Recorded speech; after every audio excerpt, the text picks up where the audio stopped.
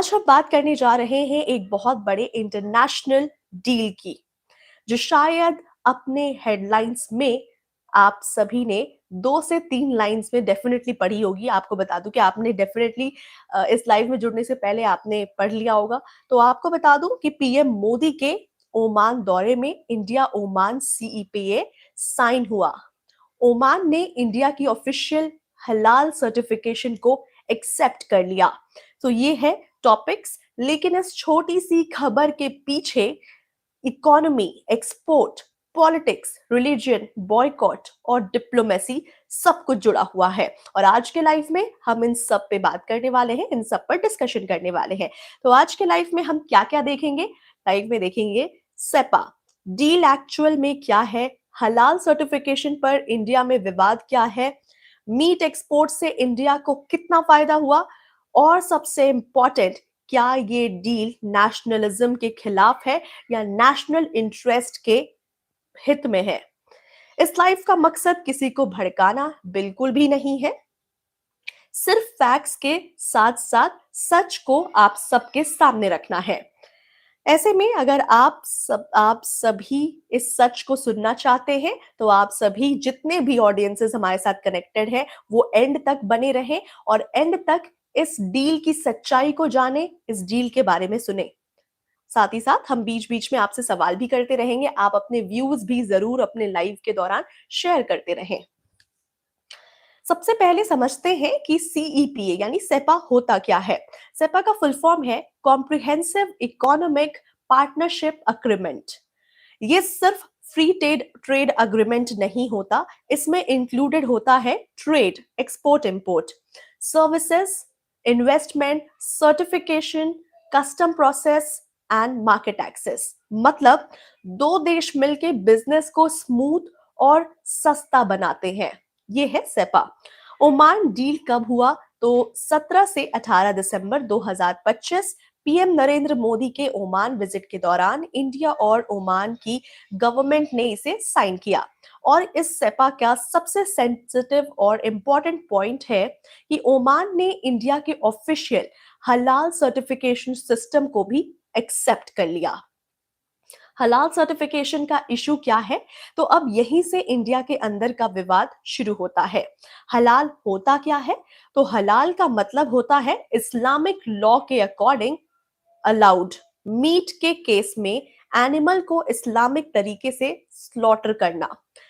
Cleanliness, hygiene, no contamination, ये certification Muslim majority countries के लिए बहुत ही ज्यादा मैंडेटरी होता है।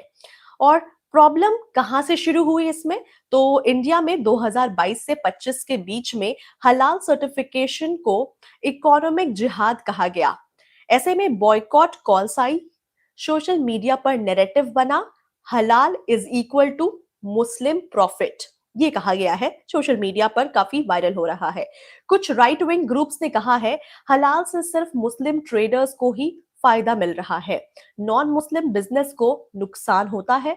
टेरर फंडिंग्स का doubt without any proof. Government का स्टैंड, गवर्नमेंट ने कहा एक्सपोर्ट के लिए हलाल बेहद ही ज्यादा जरूरी है, ये रिलीजन नहीं, इंटरनेशनल ट्रेड रिक्वायरमेंट्स है। ऐसे में इसलिए इनफॉर्मल प्राइवेट हलाल बॉडीज को हटाया जा रहा है, सिर्फ ऑफिशियल सर्टिफिकेशंस ही अलाउड होगी।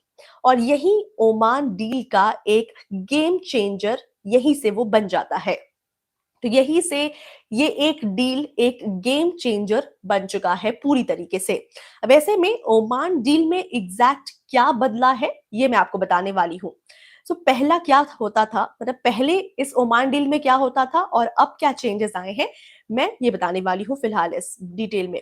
इंडियन एक्सपोर्टर जब ओमान मीट भेजता था, इंडिया में हलाल सर्टिफिकेशन ओमान पहुंचकर दोबारा टेस्टिंग, दोबारा फीस, दोबारा अप्रूवल, डीले प्लस कॉस्ट।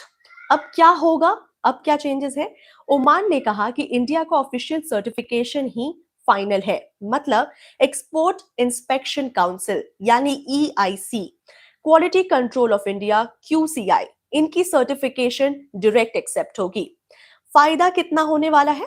तो कॉस्ट रिड्यूसिंग 20 से 30%, और time saving weeks to days. Paper work कम हो चुका है, करप्शन रिस्क भी काफी कम है। इसलिए एक्सपोर्टर्स के लिए ये डील गोल्डन अपॉर्चुनिटी से कम नहीं है। इंडिया का meat export reality check, let's have a check. अब यहाँ एक बहुत बड़ा मिथ थोड़ा जरूरी है, इंडिया काउ मीट एक्सपोर्ट करता है, लेकिन बिल्कुल भी नहीं। इंडिया काउ मीट एक्सपोर्ट नहीं करता है। इंडिया जो एक्सपोर्ट करता है वो है buffalo meat, that is carabeef, water buffalo का लीन मीट, ये सिर्फ इंडिया एक्सपोर्ट करता है। फैक्ट्स, काउ स्लॉटर इंडिया में mostly ban, buffalo slaughter legal है कई स्टेट्स में। एक्सपोर्ट बोनलेस फ्रोजन फॉर्म में होता है। और ग्लोबल पोजीशन की बात करें तो India is equal to world's largest buffalo meat exporter. Global share is equal to 43%।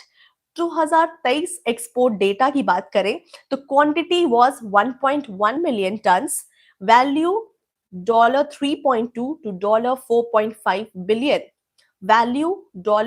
Value आपको मैंने बताया।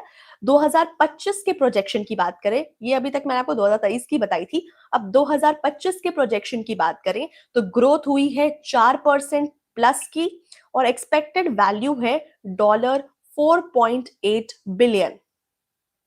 और ओमान जैसे नए मार्केट से और भी ज्यादा ये बढ़ रहा है और बढ़ता ही जाएगा। अब बात करते हैं टॉप इंपोर्टिंग कंट्रीज की, जो सबसे टॉप पर है इस मामले में। इंडिया के मीट एक्सपोर्ट सिर्फ मिडिल ईस्ट ही नहीं जाता, बल्कि टॉप इंपोर्टर्स कौन कौन सी कंट्री है?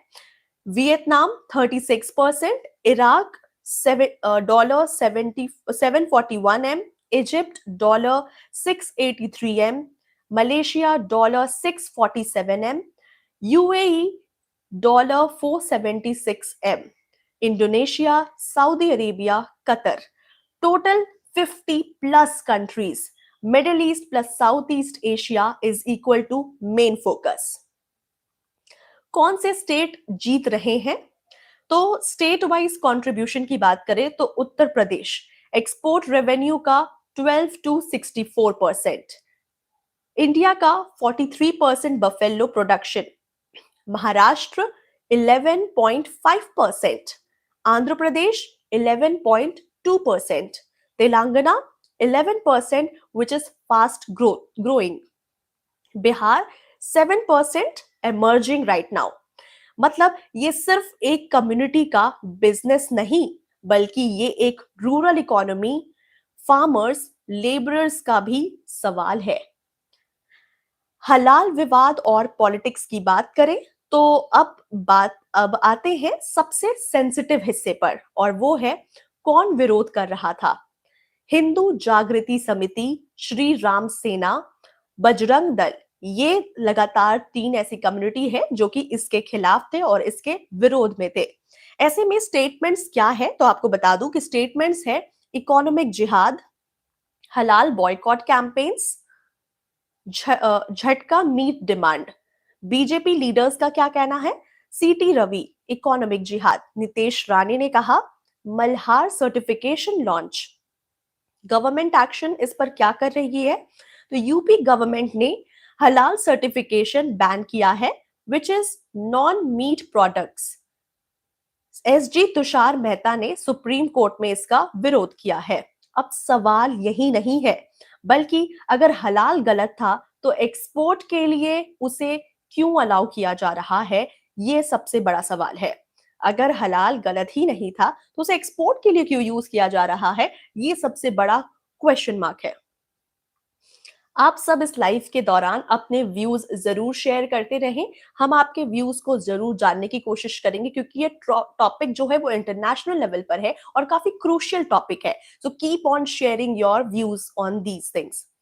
अगर बात करें डिप्लोमेसी वर्सेस डोमेस्टिक पॉलिटिक्स की, तो यहीं से क्लियर होता है डोमेस्टिक पॉलिटिक्स और फॉरेन पॉलिसी अलग होती है। वोट के लिए एक नैरेटिव है ये, ट्रेड के लिए दूसरा डिसीजन है ये। ओमान डील को डिप्लोमैट्स कह रहे हैं strategic win, according to well people आपको बता दूं कि ओमान डील एक तरह से स्ट्रैटेजिक डील है, मुस्लिम वर्ल्ड के साथ ट्रस्ट बिल्डिंग, इंडिया की सर्टिफिकेशन क्रेडिबिलिटी और भी ज्यादा strong. Commerce minister Piyush Goyal का कहना है कि इंडिया 55 मुस्लिम कंट्रीज के साथ सिमिलर आर्ग्यूमेंट्स पर फिलहाल काम करेगा। तो वैसे में आपको बता दूं कि beef consumption state wise reality क्या है। अगर बीफ कंजम्पशन की बात करें तो स्टेट वाइज इसकी रियलिटी क्या है।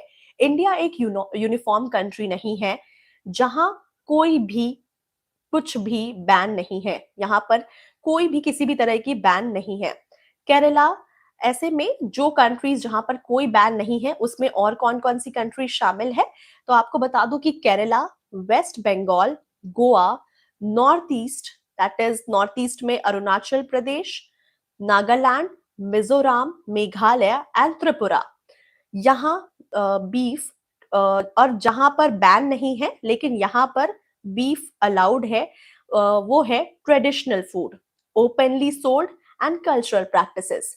यहाँ पर इन तरह की चीजें जो है वो ओपनली बेची जा रही है, किसी भी तरह का बैन नहीं है। पार्शियल बैन कहाँ कहाँ पर है इस पर, तो आपको बता दूं कि पार्शियल बैन है Tamil Nadu, Karnataka, Assam, that is public places. Assam में पब्लिक प्लेसेस पर इस पर ओपनली बैन है, they are not sold like that. आगे बात करते हैं कि स्ट्रिक्ट बैन कहाँ कहाँ पर है। ये अभी तक मैंने आपको बताया जहां पर बैन नहीं है, लेकिन स्ट्रिक्टली बैन कहाँ पर है, तो उत्तर प्रदेश, गुजरात, हरियाणा। इसलिए एक ही रूल पूरे इंडिया पर अप्लाई करना कॉन्स्टिट्यूशनली पॉसिबल बिल्कुल भी नहीं है, क्योंकि कुछ ऐसे भी स्टेट्स और कंट्रीज हैं जहां पर प्रॉपरली इसे बैन किया गया है और कुछ ऐसे स्टेट्स हैं जो कि प्रॉपरली तरीके से यहाँ पर खुलेआम ओपनली उसे अलाउड है। वेल, आगे डिटेल में कंक्लूजन पर आते हैं कि ओमान सेपा डील हमें एक बात जरूर सिखाती है कि इकोनॉमी रिलीजन से नहीं चलती, बल्कि एक्सपोर्ट आइडियोलॉजी से नहीं, बल्कि डिमांड से होते हैं। कभी भी इकोनॉमी जो है वो रिलीजन से नहीं, ना ही आइडियोलॉजी से, बल्कि टोटल डिमांड पर ही डिपेंडेंट है ये। हलाल सर्टिफिकेशन की बात करें तो डोमेस्टिक पॉलिटिक्स का इशू हो सकता है, लेकिन इंटरनेशनल ट्रेड में ये टेक्निकल रिक्वायरमेंट है। ओमान डील फार्मर्स को फायदा, एक्सपोर्टर्स को फायदा और इंडिया को ग्लोबल इमेज को का फायदा देती है। आखिरी सवाल आप सबसे है कि क्या देश का फायदा आइडियोलॉजी से कभी बड़ा है? क्या देश का फायदा आइडियोलॉजी से बड़ा है? व्हाट से गाइस, जितने भी हमारे लाइव ऑडियंसेस फिलहाल इस केस को ध्यान से सुन रहे हैं और इस केस को समझने की कोशिश कर रहे हैं, according to your opinion and according to your views, what say कि क्या देश का फायदा आइडियोलॉजी से बड़ा है? काफी लोग कनेक्टेड हैं और काफी लोगों के अपने अपने व्यूज भी आ रहे हैं। आप सभी जो मैंने आपसे सवाल किया है इसे कमेंट में जरूर लिखें और साथ ही साथ आपको ये लाइव अगर इंफॉर्मेटिव भी लग रही है तो तुरंत ही फिलहाल इस लाइव को आप शेयर करें अपने ग्रुप में, अपने मेंबर्स, फैमिली मेंबर्स के साथ और अपने दोस्तों के साथ, ताकि हमारे इंफॉर्मेशन और हमारे इंफॉर्मेटिव लाइव ज्यादा से ज्यादा लोगों तक पहुंच सके। तो तब तक आप सभी बने रहें एंड बिंदास रहे, बिंदास भारत को सब्सक्राइब करते रहे, फॉलो करते रहे मुझे, अपनी होस्ट और दोस्त स्निग्धा को। तब तक के लिए बाय बाय, टेक केयर।